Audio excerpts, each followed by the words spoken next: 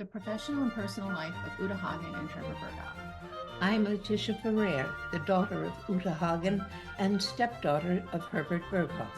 I'm Teresa Tuscher, the granddaughter of Uta Hagen and Herbert Berghoff. We created this podcast to share ours and other stories of life with Uta and Herbert. We hope you'll join us in listening to these adventures.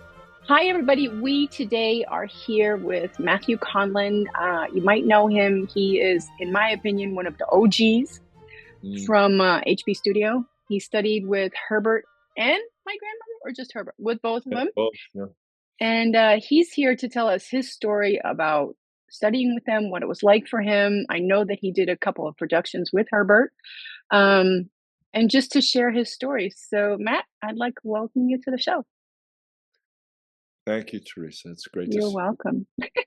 So when did it start for you? So it starts for me. Well, I was just thinking 2 minutes ago that it starts for me when I was doing my first formal study in Saratoga with, I was in the first class of a summer program called New York State Summer School for the Arts. Okay. And that was, I had done a couple of plays and a couple of musicals, and I was bitten, and Okay. I got in. I auditioned and I got in. You know, funny story is this is a little HB connection. I had seen Glass Menagerie at Circle in the Square, and Rip Torn was playing Tom, and all I did was copy him.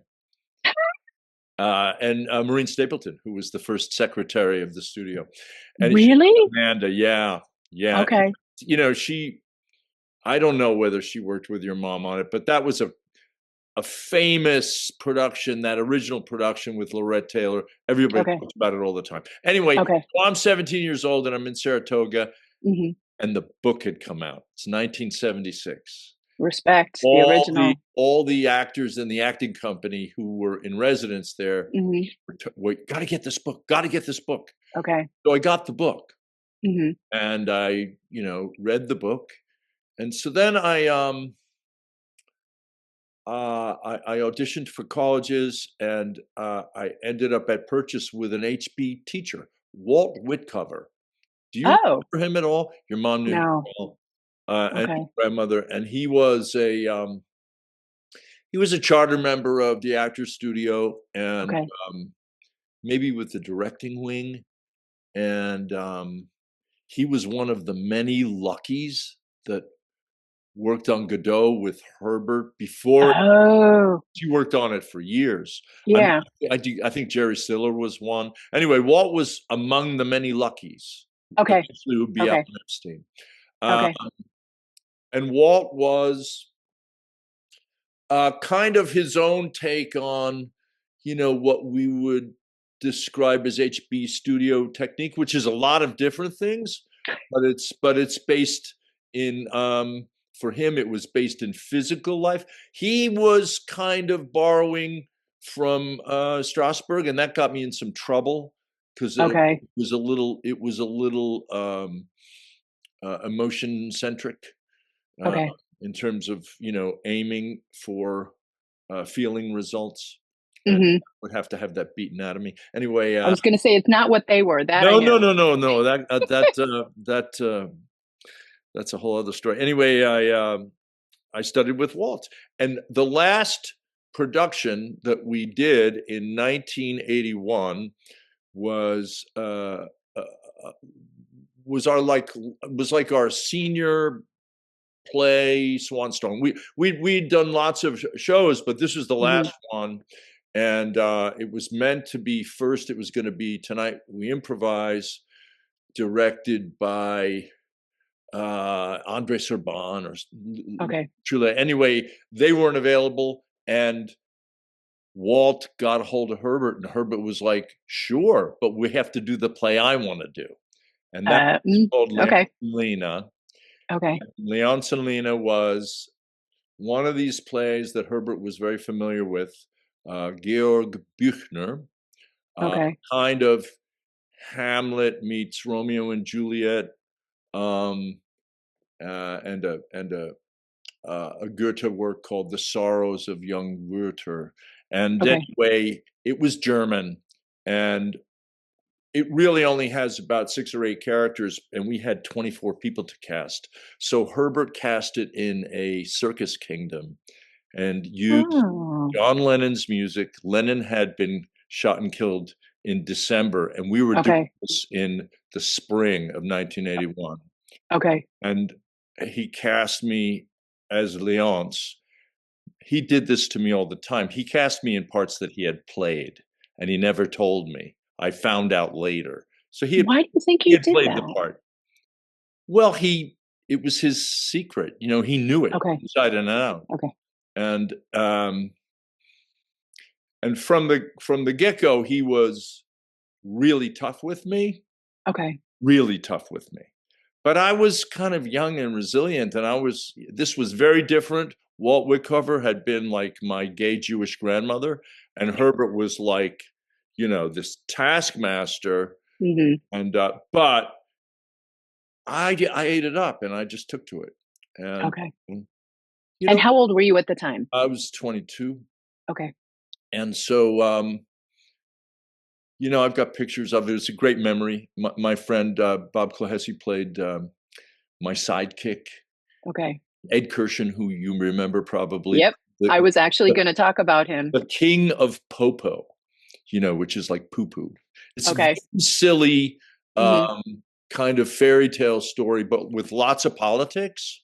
And elements of Hamlet and Romeo, and, you know, so kind of young love and young desperation and tempestuous. Anyway, we graduate, and your grandfather says to me, "Come to my studio." And I had nothing else going on. I knew I was going to New York, and I came to HB in the really late spring of 1981. So quick story. I think, you know, he cast me pretty quickly in a show at the foundation. But before that, really within the first few weeks we were there, I think it was around Memorial Day weekend, he asks Bob and I if we want to drive him to Montauk. So you went. We drive to Montauk, where I'm going to meet herself. And, Uta line. And as you know, the two of them spoke in German. And he walked around in his underwear. Anyway, and we watched the Tony Awards with them.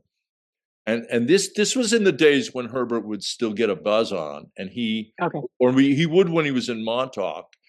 And I was drinking then, and he got a pretty good groove on. And this is your grandfather, Joe Ferrer, Ferrer, and Jason Robards in a kick line in top hats and canes, and Herbert was. I've seen it.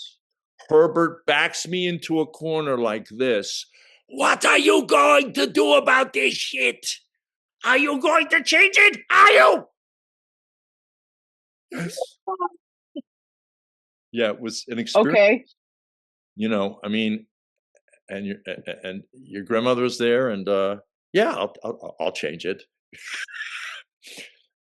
Anyway, he very shortly thereafter he cast me in a play called Offshore Wind with Bill Hickey and all those guys who were in it. Bob Clohessy, Ed Kirshen, one of your mom's students named Kate Malloy. And Barnetta Carter. Do you remember her? I remember the name. She's passed, but she was in that show. And we worked on it through the summer. And I had a job waiting tables at Vincent's Clam Bar in Little Italy. I had to leave the job because of the way he rehearsed. And Herbert set me up in the garden.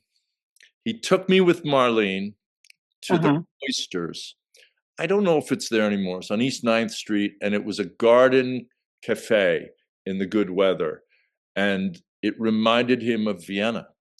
And what street on East 9th? East 9th, between, I'm going to say it's either between 1st and 3rd somewhere. Okay. On the south side of the street. Okay. Back kind of in an interior garden. It was kind of magical.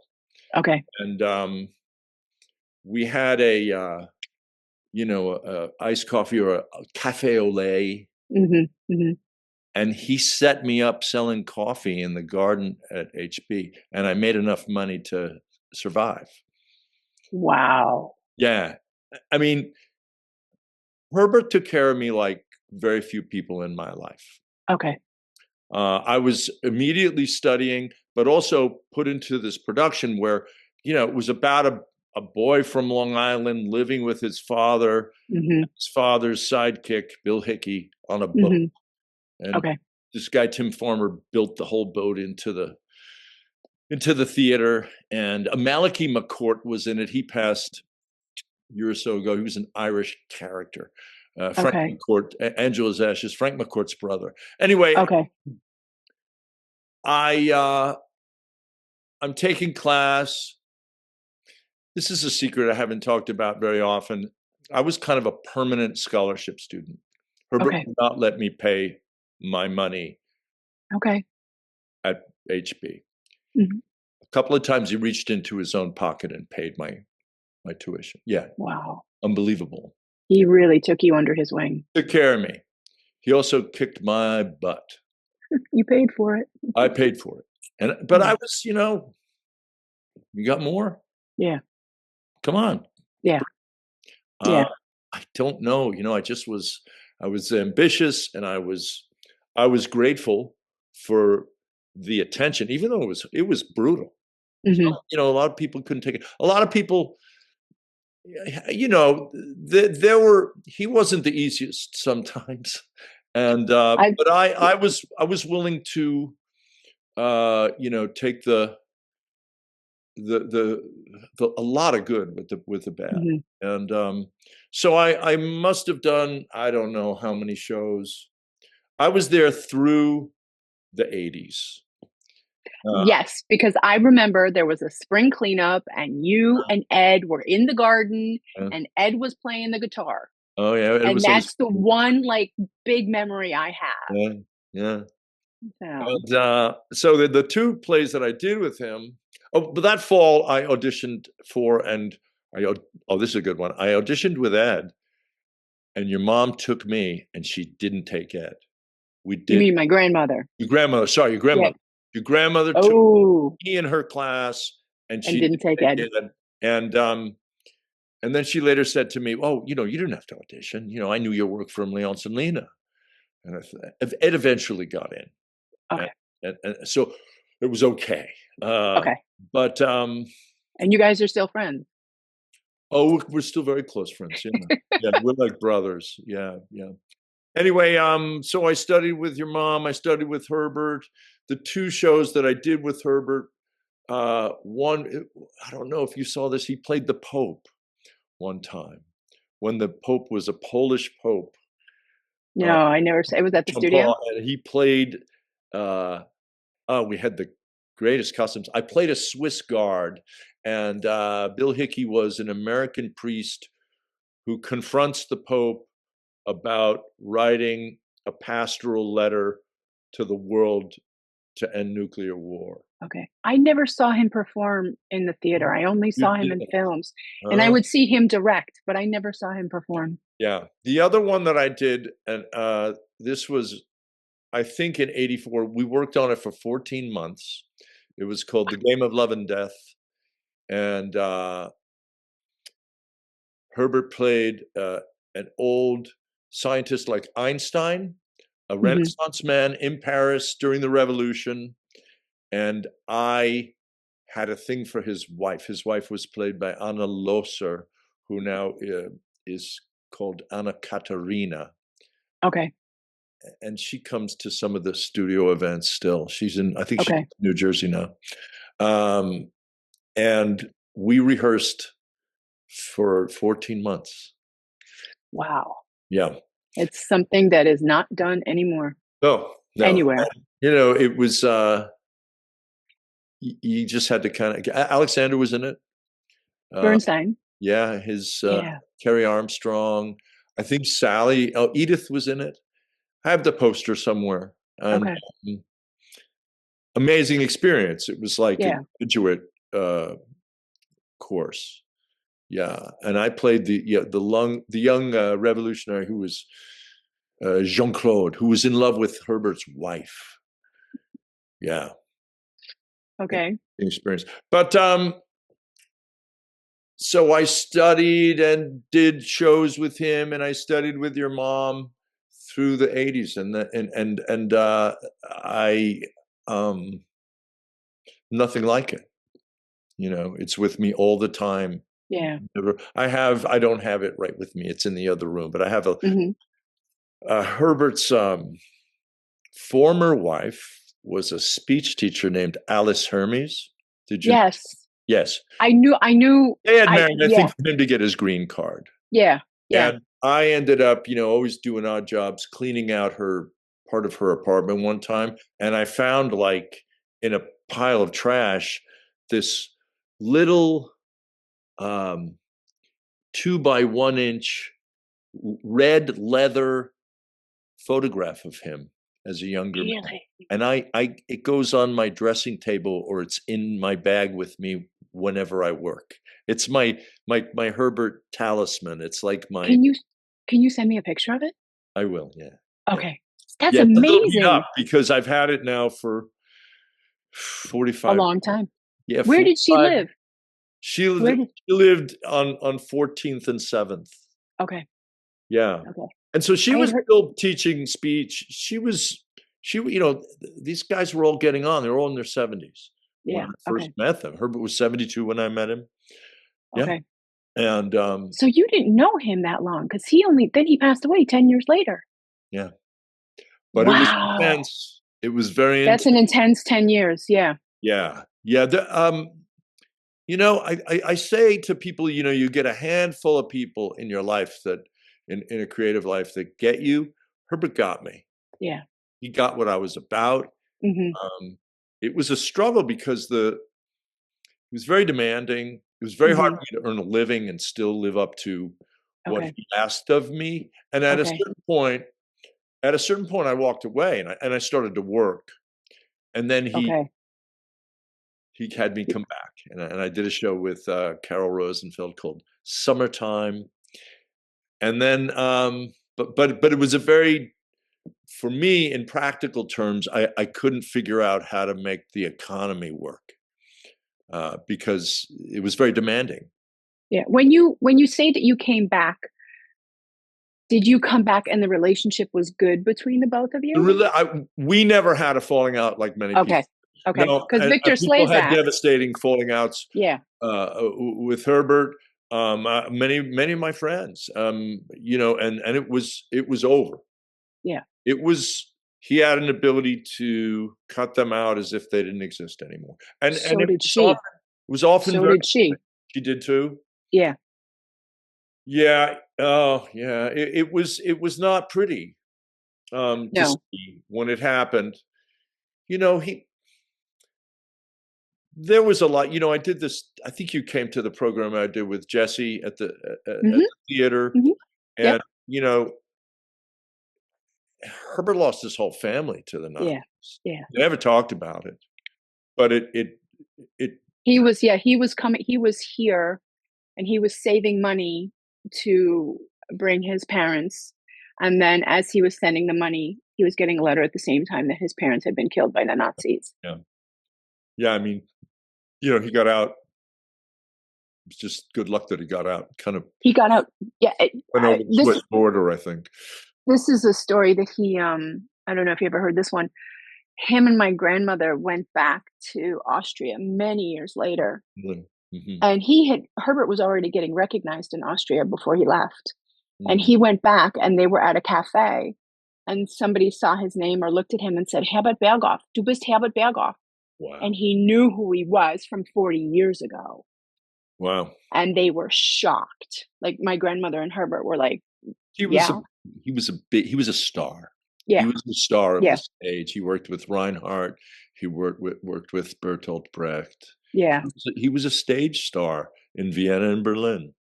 Yeah. Then, to have that, ripped out from under you and run for your life and come to a country where you don't know the language. He did okay for himself. Yeah. He was extremely resourceful, Yeah, you had to be. You Yeah. had to be. I remember He learned the ways. When I first was working with him at Purchase on Leonce and Lena, and Marlene would drive him up in the little Volkswagen every day because The blue one, yep. I remember. He would arrive with bags of props and 20 new ideas. And I just thought, this guy never shuts off. He never stops working. Yeah. So the word I had for it was uncompromising. I had never seen anything like that. Okay. That devotion to craft. Okay. Excessive, really. Yeah. Yeah. When I used to go problems. When I used to go to their apartment, he was always in the study. Yeah. Like he never came out. It was a small desk. Yeah. Right? Yeah. Up against the window. Yeah. With a green rotary phone. Yes. Yeah.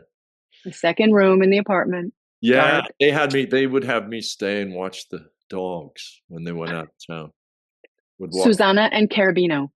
Those were the ones, exactly. Those were the dogs. And you remember, yeah. I remember. Yeah. And then GB was the last. GB was after, yeah. Yeah.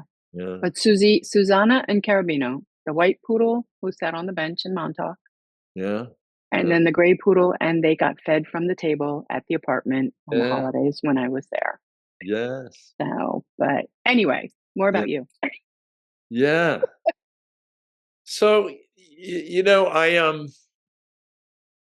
like I started to say, they're both always with me, in terms of how I work and as a standard for how you apply yourself. Okay. I remember when you did the show at the studio for his 100th birthday with Pat. Was that her name? Do you remember that? It was Herbert's 100th birthday. Yes. In a rocker. There was a rocker on the stage. Huh. I'm not remembering this one. We did a centennial production with Rochelle of a Horton Foot play called The Chase, I think, in 2009. Maybe that was it. I played the sheriff in that, and I kind of cooked that up from Jim Berlin's class. He gave me a scene to do from it, and I just thought, well, why couldn't we do this here? And it played out. Yeah. Okay.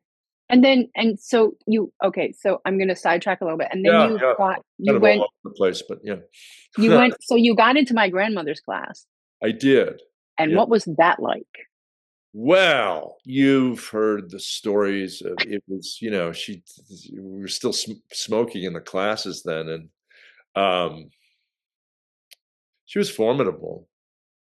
That was less, Herbert was very much about a raconteur. He would tell stories. He would illustrate through stories. And some people, found that not enough work got done. In your grandmother's class, she was a taskmaster. And you signed up, people got there at 7 or 8 in the morning to put up a sign-up list so they would be able to work, because you couldn't always work. So there were exercises. Quick story, Matthew Broderick was in my class. Oh, okay. We talked to him about it when Rochelle's Memorial. Yeah.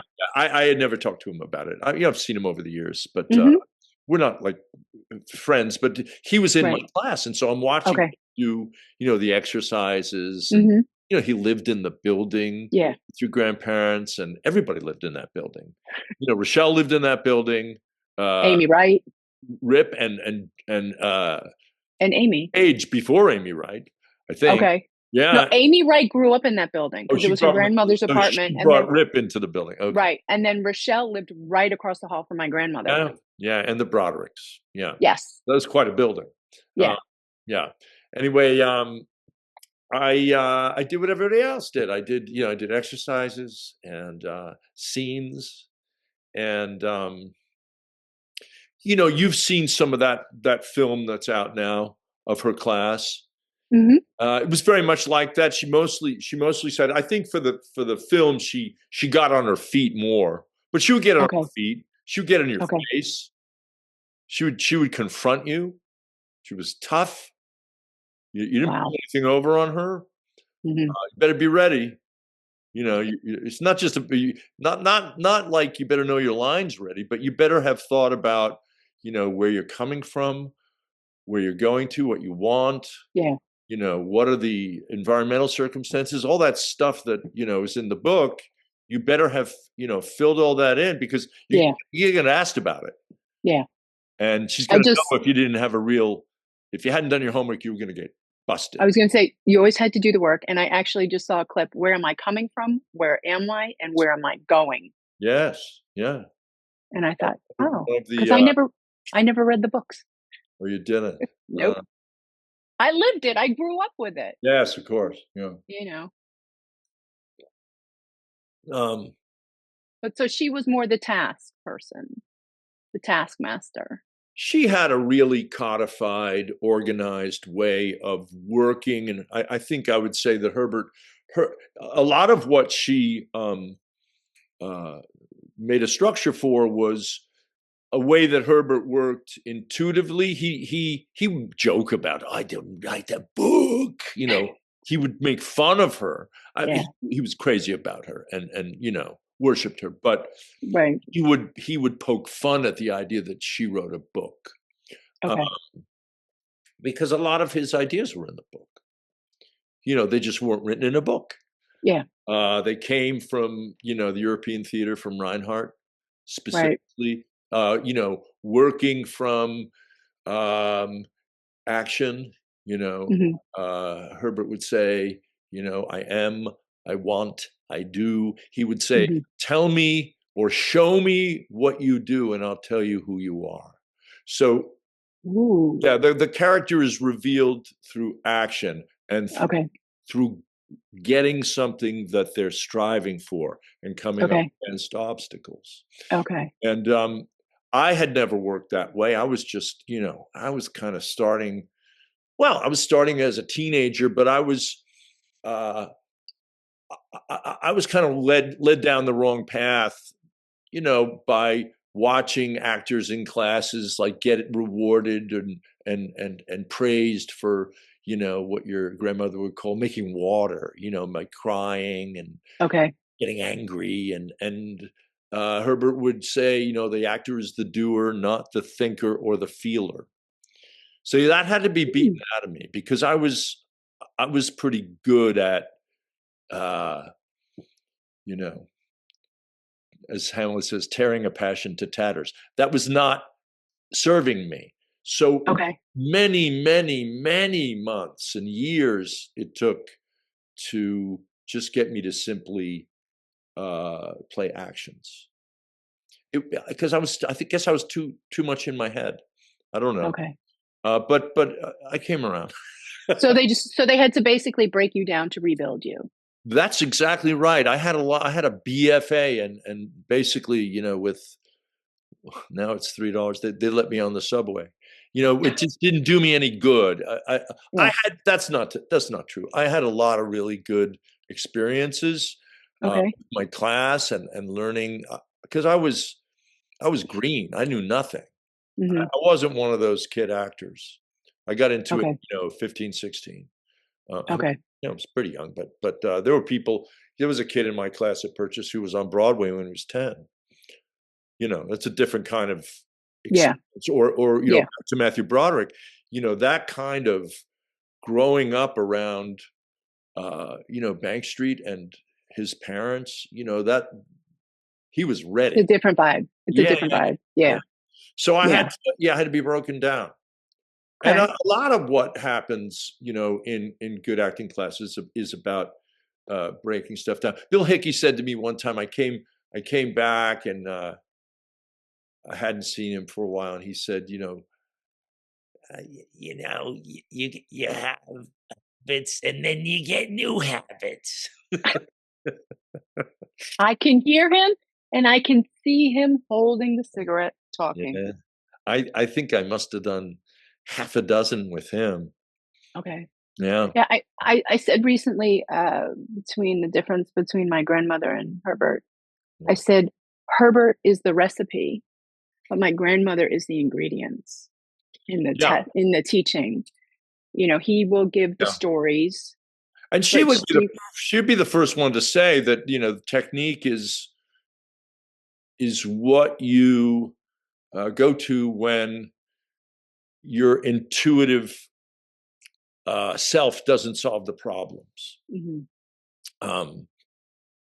So and then you work, and then forget it all when you walk on the stage. Really? Yeah, you're not up there thinking. It should be so ingrained that what you want is coming across as something from your unconscious, and you're not consciously thinking, oh, and now you put together a score. She would call it a score, like a musical score, right? But ideally, as it becomes ingrained, it's not in the front of your mind. So then what would you be taking with? You're becoming the character with all those, Herbert used to call it like a Swiss watch. You've set up all this stuff. Okay. And then you just let the watch run. So then what would you be taking with you on stage when you're getting ready to do the show? The circumstances of the play and the needs and wants of the characters and the obstacles, but the obstacles are coming at you from the other characters. Okay. Yeah. Okay. So now you're in a story, and you're playing something very important that I learned from Herbert specifically, because he was a stickler about it, was that listening was twice as difficult as seeing. That we're visual creatures, and so I had to work a lot on listening, like really hearing. So I was going to say, reacting more with what you hear versus what you see. Well, both, but we tend to favor the visual. It's just how we've developed as organisms. We're visual creatures. Did he ever? And this is the question that just popped into my head. And I've sat in on his classes very rarely, only to get chocolate. But did he ever? Did he ever have any of the students, when you were there, listen with your eyes closed during a scene? I don't recall that. Okay. You saw that? No, it's just a question that I have, because I think that would be really interesting. He basically, in the work with Jesse to do the presentation we did, there was a time when he had class exercises, going back like to the new school and in the early days of HB, but he basically did scene class from the time I came around. Okay. And he did not. Your grandmother would assign the scenes. She had a book, right? She would assign them, and she didn't tend to allow people to just bring in, like movie scenes or like lots of people do now. They'll do stuff from screenplays. She would tell you what to work on.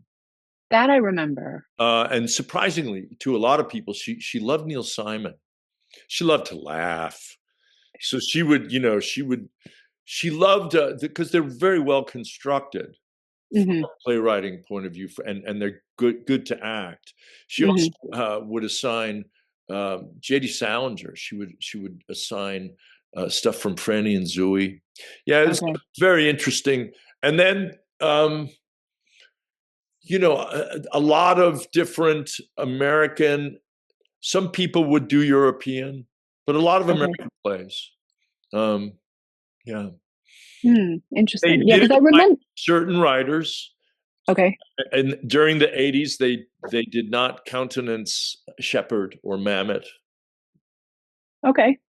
And I don't know whether it was, vulgar language, or it just was something that was not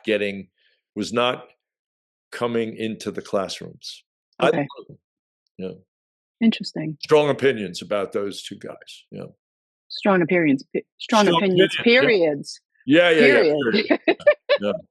Regardless of plays or not. Yeah. But I remember that she would.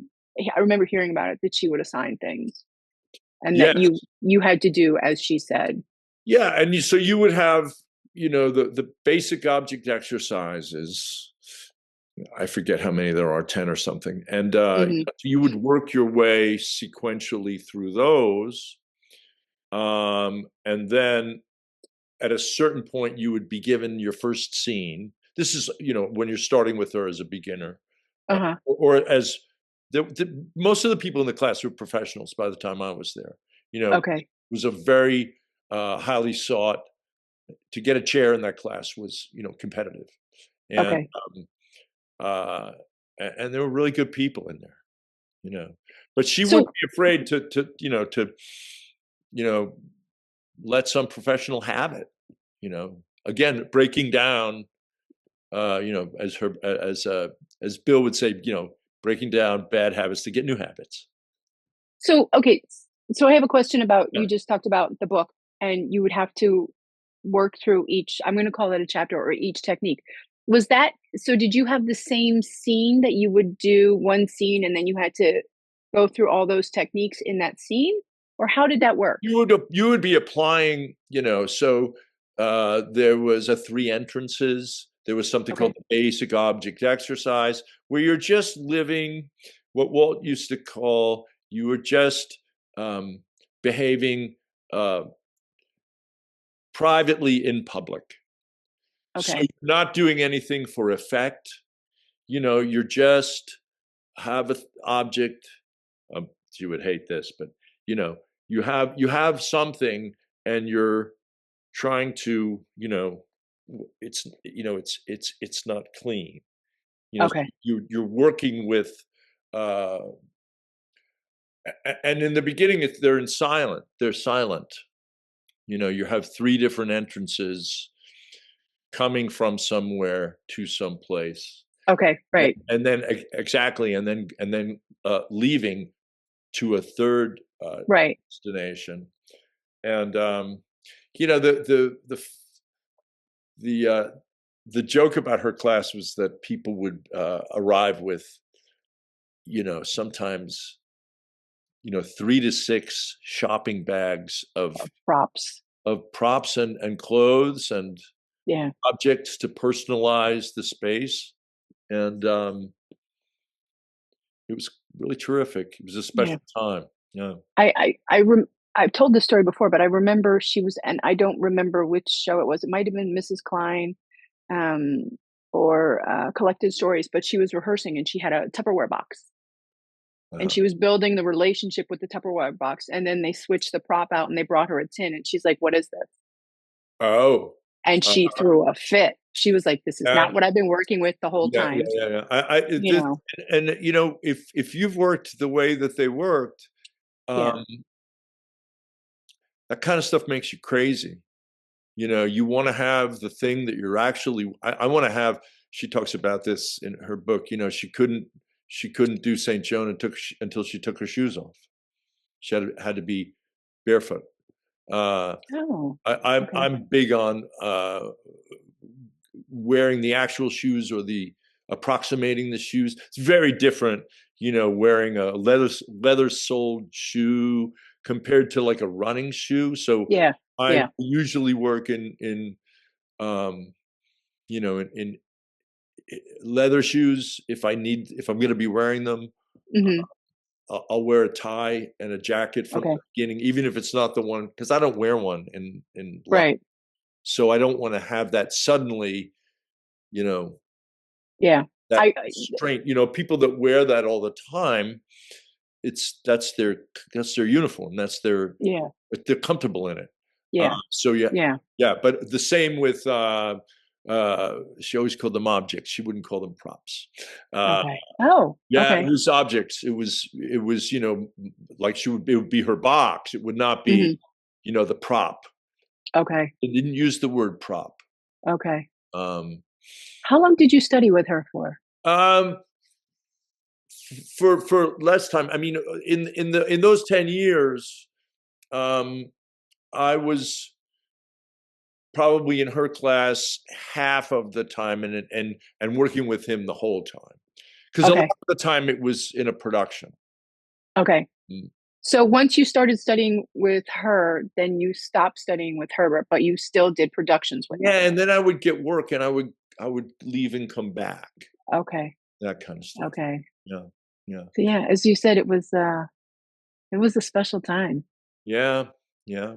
I mean, I that there were a bunch of us. I would joke and call them the famous people's kids, but Emma Walton was there, and Cecilia Peck, and Alexander, and we just kind of became this gang. Yeah. Did stuff. We socialized together. Mm-hmm. We dated each other. It was really like fantastic. Yeah. Yeah. Well, it's also, I mean, it's funny. I didn't know. I mean, I knew Alex for a long time. Yes. And I always said he was one of my favorite people at the studio.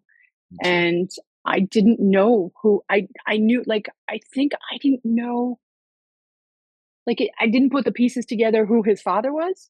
Oh, you didn't? I didn't. And then my mom was like, yeah, she remembered him. And then I have a slip of paper, and he was one of the board members. Yes, he was. Yeah. And first time I saw him in the theater, it was one of those moments. Really? Was he nice? Few of those. Oh, I got swept into the whole world. Okay. Alex and I were roommates. We were that I remember. Close. We were very close. That I remember. Very hard. He's missed a lot. I loved him. I really did. Me too. So I got, went up to Fairfield and hung out at the Did you? All that stuff. Yeah. Wow. It's special world. Yeah. I was very fortunate. And but as you said, it was just like it was a tight unit. It was a family, and after a while it kind of feels normal. Yeah. Like you're hanging out with your friends who just happen to be the son or daughter of Leonard Bernstein or whoever. And but it's what is the best thing and the worst thing that you think you got from them? The best thing was the ethos, the work ethic, the dedication to craft, respect for acting. The idea that that it wasn't just about look at me.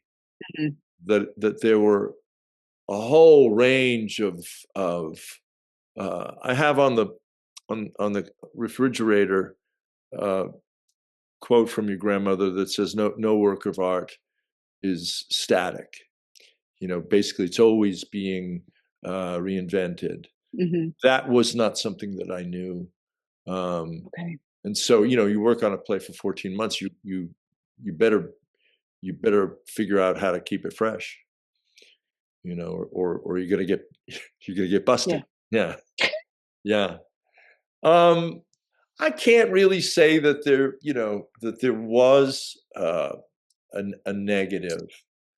For I think the negatives are systemic. It's very hard in America to successfully emulate the artistic standard that they carried. To to not have to take work that's just to make money. There was always this tug between, the commercial theater and the work that you did for your soul.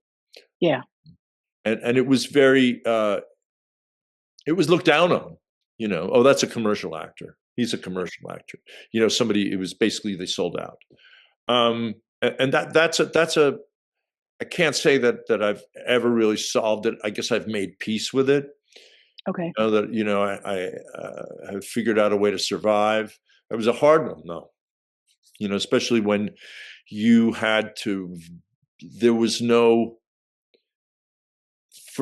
For the way that I was involved with Herbert, there was no having like a survival job. He put me to work in the office at one point because it was a way to be in proximity to where we were working. But it was very, very hard to survive. I struggled with it a lot. Okay.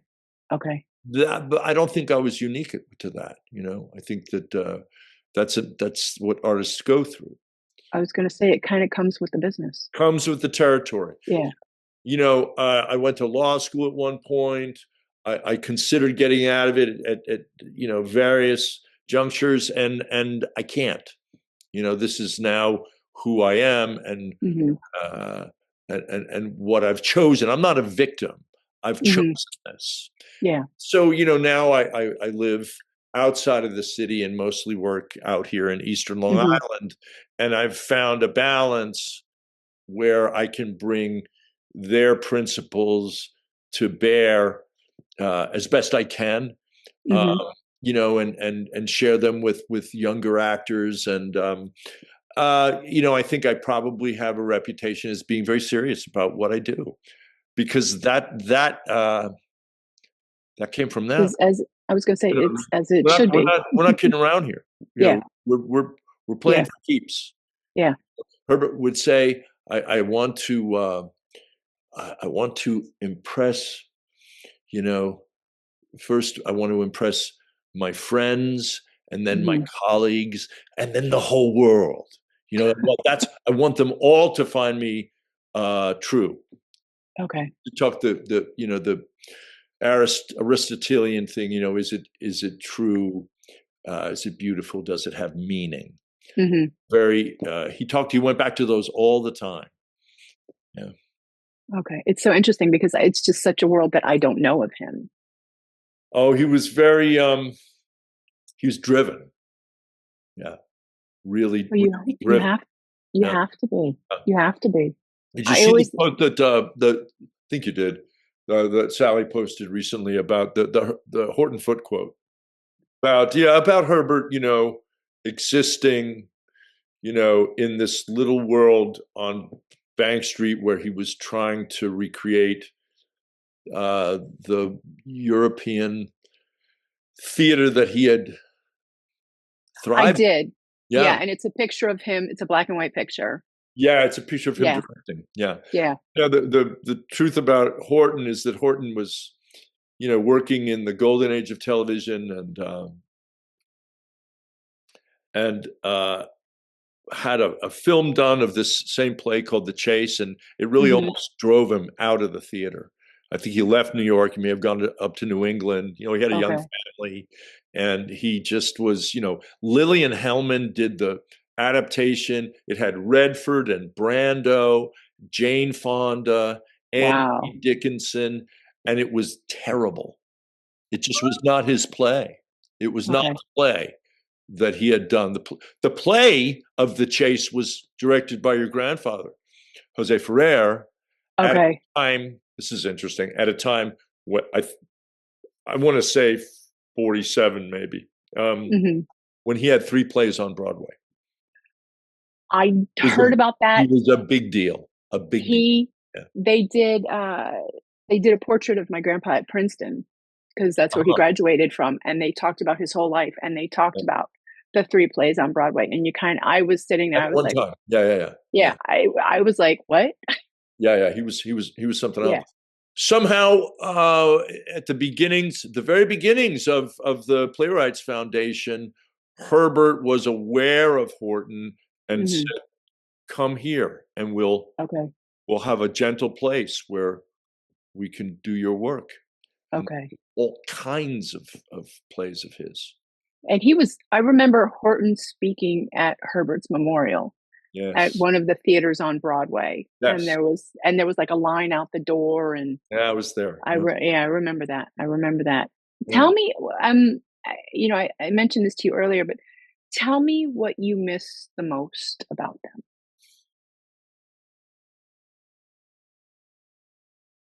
Well, I miss the work, of course, but I miss having the wealth of experience. You know, we would work on a show, and we would open, and we would have a party in the garden, and I would just sit and talk with him. Yeah. Or with her, go out to Montauk and, hear stories. There's nothing like that. But really I don't know how many, they're the two of them are a bridge between the European theater and the American theater. There's really not a lot like what they brought to the table. Yeah. And so I miss the the raison d'être, the reason for being that they brought to their art. Okay. It sounds lofty, but they were artists. But you know what? They lived and breathed it. Yeah, and I was going to say, if you knew them when they were working, that was, even when my grandmother was cooking and she wrote the cookbook, it was work. Yes. It was obsessive in a way, and it never stopped. Like gardening. Yeah, all of it. Yeah. And it never stopped. Yeah. And it's true, because I feel like that doesn't exist anymore. It's different. Yeah. But the gift that they give or gave, it's a good memory to have. It is.